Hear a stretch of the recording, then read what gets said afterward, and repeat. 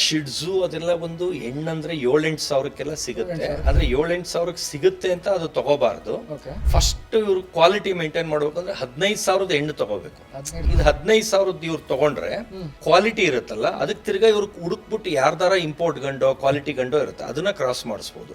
ಅವಾಗ ಏನಾಗುತ್ತೆ, ಹುಡ್ತಾನೆ ಅದು ಕೋಟಿಂಗು, ಕೂದಲು, ಶೈನಿಂಗು, ಸ್ಟ್ರೈಟ್ ಏರ್ಸು, ಆ ಫೀಲೇ ಬೇರೆ ಇರುತ್ತೆ. ಇವಾಗ ನೀವು ಯಾರಿಗಾರ ಅಮೌಂಟ್ ಹೇಳ್ಬೇಕಂದ್ರೆ 15,000 25,000 ಹೇಳ್ಬೇಕಂದ್ರೆ ಅಲ್ಲಿ ಕಾಣಿಸ್ಬೇಕು ದುಡ್ಡು.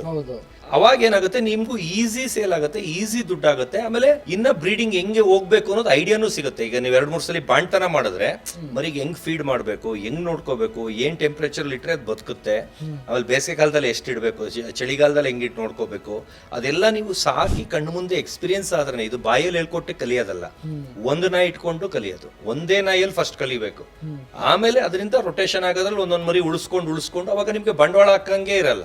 ಈಗ ನೀವು ಬೇರೆ ಕಡೆ ಹೋಗಿ ಫಸ್ಟ್ ಇನ್ವೆಸ್ಟ್ ಎಷ್ಟು 15,000, ಅದ್ರಲ್ಲಿ ಒಂದ್ ಮರಿ ಹುಟ್ಟಿದ್ರಲ್ಲಿ ಎಲ್ಲಾ ಮರಿ ದುಡ್ಡು ಬಂತು, ಅದ್ರಲ್ಲಿ ಒಂದು ಉಳ್ಕೊಂಡಿದ್ರಲ್ಲಿ ಬೆಸ್ಟ್ ಮರಿ, ಅದ್ರ ನೀವು ಅಷ್ಟೇ ಹೆಣ್ಣು ಮರಿ ತೋರಿಸಬಾರ್ದು, ಪಿಕ್ ಮರಿ ಎತ್ತಿಟ್ಕೊಂಬಿಡಿ, ಮಿಕ್ಕಿದೆಲ್ಲ ಮಾರಿ. ಅಂದ್ರೆ ಇವಾಗೆಲ್ಲ ಸೋಷಿಯಲ್ ಮೀಡಿಯಾ ಎಲ್ಲ ತುಂಬಾ ಚೆನ್ನಾಗಿದೆ. ಅದ್ರಲ್ಲಿ ಸುಮ್ನೆ ಒಂದು ಸ್ಟೇಟಸ್ ಅಲ್ಲ, ಸ್ಟೋರೀಸ್ ಎಲ್ಲ ಹಾಕೊಂಡ್ರೆ, ಇಲ್ಲ ಫೇಸ್ಬುಕ್ ಇನ್ಸ್ಟಾಲ್ ಹಾಕೊಂಡ್ರೆ ಆಟೋಮೆಟಿಕ್ ಸೇಲ್ ಆಗುತ್ತೆ. ಎಷ್ಟು ಕಾರ ಸೇಲ್ ಆಗುತ್ತೆ ಸರ್. ಇವಾಗ ಏನಾಗಿದೆ ಅಂದ್ರೆ ಅವ್ರಿಗೆ ಮಾರಕ್ಕೆ ಕೆಪಾಸಿಟಿ ಇಲ್ಲ ಅಂದ್ರೂ ಬ್ರೀಡರ್ಸೇ ತಗೊಂಡ್ಬಿಡ್ತಾರೆ. ಹೋಲ್ಸೇಲ್ ಕೊಟ್ರು 1-1.5 ಲಕ್ಷ ಬಂದ್ಬಿಡುತ್ತೆ 1 ಲೀಟರ್ ಅಲ್ಲೇ. ಅದು ಚಿಕ್ಕ ಬ್ರೀಡ್ಗೆ ಹೇಳ್ತಾ ಇದ್ದೀನಿ. Boss Vala, B the boss.